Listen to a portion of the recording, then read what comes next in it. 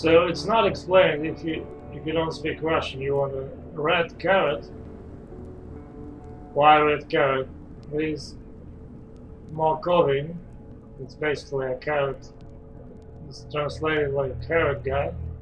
So there's your red carrot. The surname, I mean.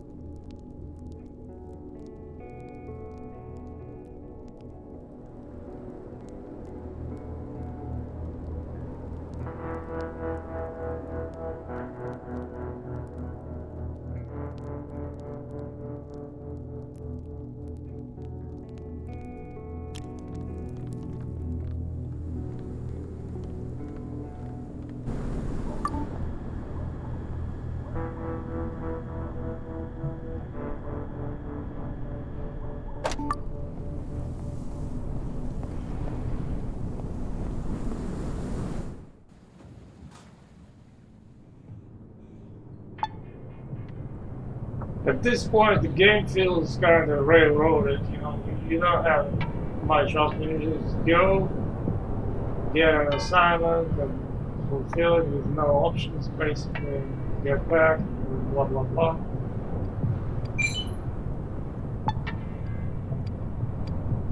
I don't even have any more. Well, I have a few quests, but they are kind of, you know, like play with grandmasters and shit. Other than that, I'm just doing these revolutionary assignments and pressing speechcraft when I have these random encounters.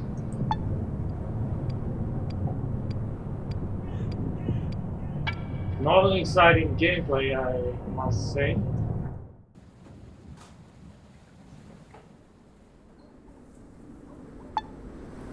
I mean, okay. Well, my guess is they wanted to give the player an option to fight, because you don't really have lots of fighting in the game. But there was a problem with Pillars of Eternity, the second part, that part. Very few combat encounters, players were complaining. So I guess they decided to give the player an option to actually fight. You know, you can avoid it if you have the skill, you can fight. But I suppose they could have made them obligatory or something, non-avoidable encounters. That could work as well. Right now I'm just pressing speechcraft 99% and avoid them altogether.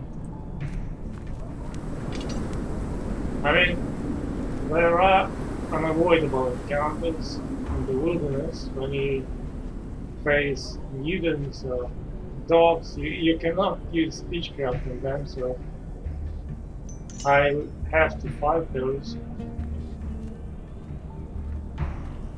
But other than that,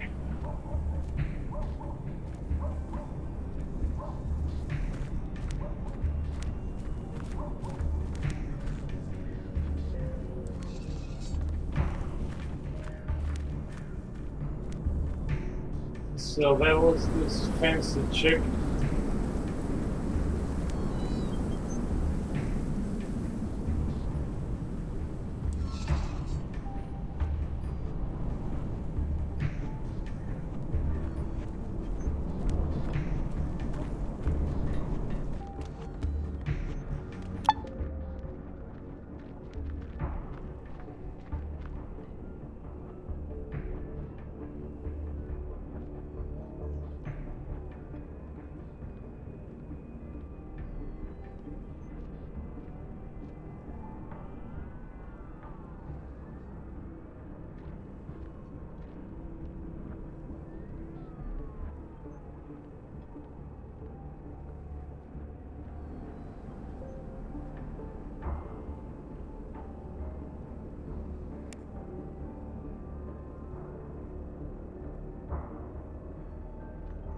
You see, they have this lie, but it doesn't lead anywhere. You just have to complete the quest. There are no options for you.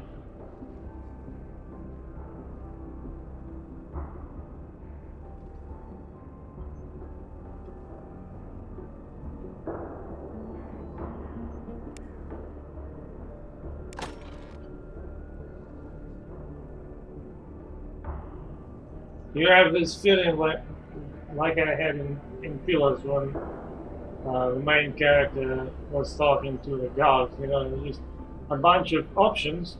None of them actually matter because they don't listen to you. They do their thing, and you simply just click it through just to be done with it.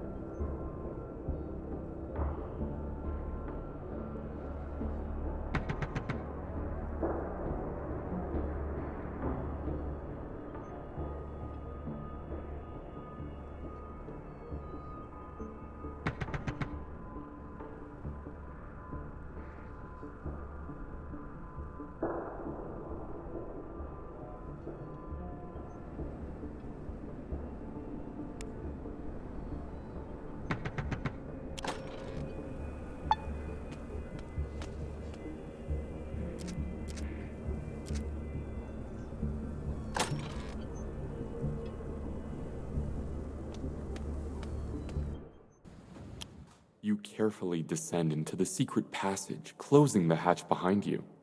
Upstairs, you hear the city guards hammering on the front door. Hopefully, it will hold them for some time. Maybe then you can escape from this frankly upsetting situation in one piece.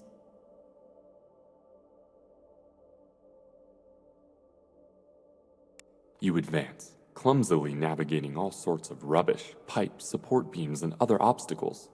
This continues until Widow Volkova, who you're supposed to be saving, overtakes you and begins lighting a few strategically placed candles. "Please, just don't make any noise," she says in a pleading tone. Strategically placed.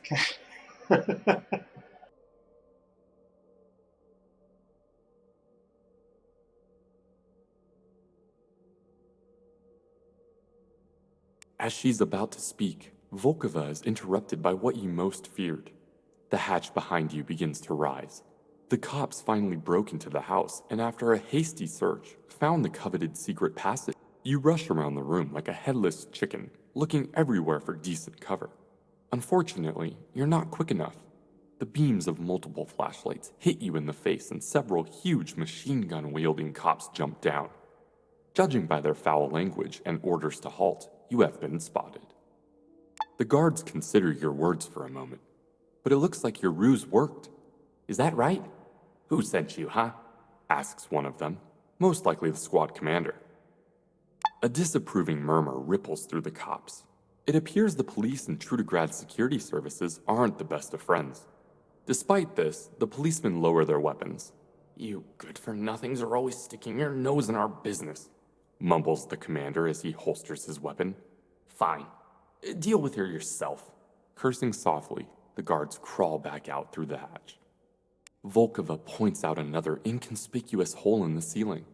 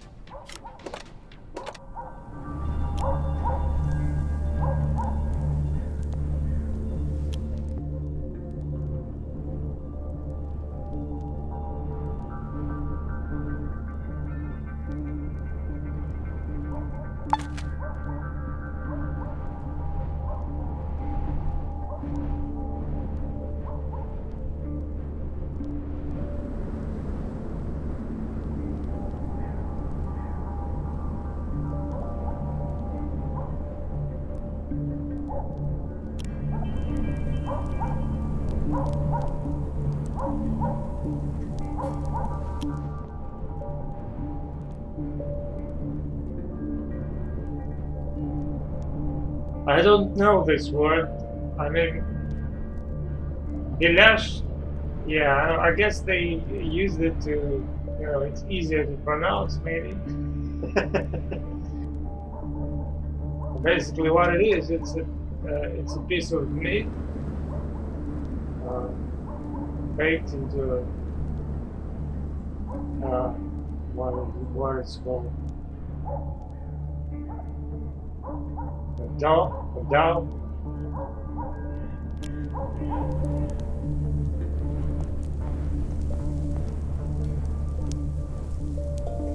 It's not a hot dog, but it's like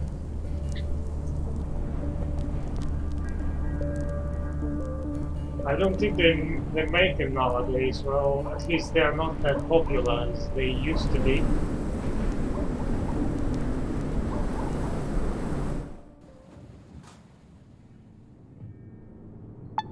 But the food is not safe. Even if you buy one, you buy it at your own risk. Because the meat they use,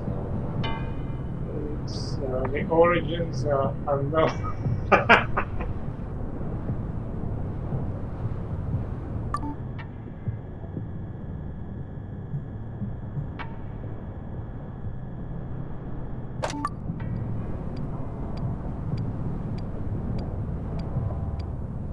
So it's not the healthiest food. There's a lot of fat involved because it's fried. It's a fried food.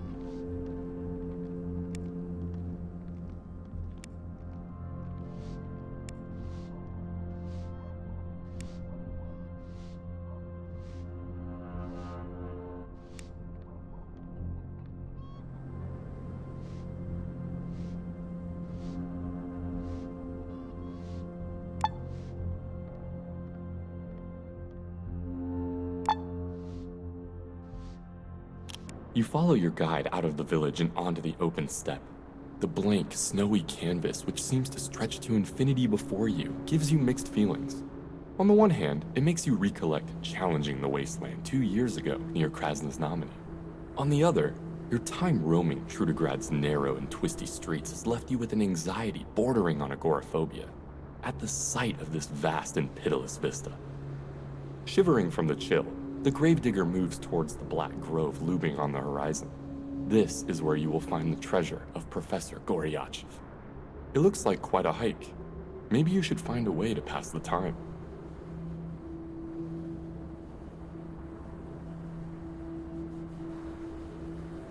The steppe wind slaps you across the face like a jealous lover, and the rhythmic creak of the snow under your shoes fades into the background of your thoughts.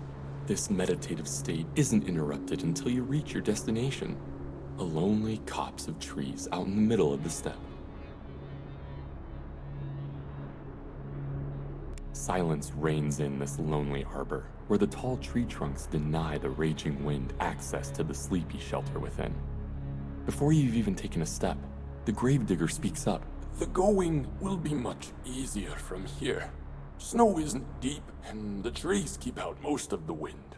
He surveys the grove closely. Just don't get distracted, all right? Stick to my path. These parts are... You loop between tree trunks and gravestones protruding from the snow. Suddenly, your guide halts, so you almost stumble into him.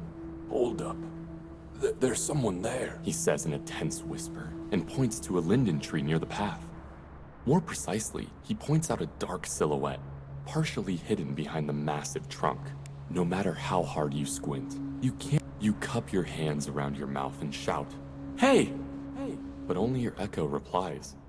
You carefully scurry from bush to bush until you're directly in front of the tree where the mysterious person is perched. The man in the tree is dead. He's frozen in place, hands fixed to the branches flanking him as he stares into the thicket with a grimace of horror that will remain on his face until spring. Against your will, your mind begins to wonder what evil force drove this poor fellow to such a tortured death. Your elderly guide crosses himself and carefully examines the frozen corpse. Sapper's spade. Crowbar too. That feller there? No matter how you scrutinize the gloomy grove, you neither spot, hear, nor even smell anything that could drive someone to choose a frozen. For you, the tree is no more difficult than climbing a ladder. Unfortunately, trying not to think about the fate of the frozen man, you've walked another 20 meters before you come across a tent pitched alongside the path, almost hidden by fallen snow. It looks like it's been abandoned for some time. One panel is ripped open, its jagged edges flutter sluggishly in the burgeoning wind. The gravedigger shakes his head. Just ignore it. There's a blizzard coming and we don't have time.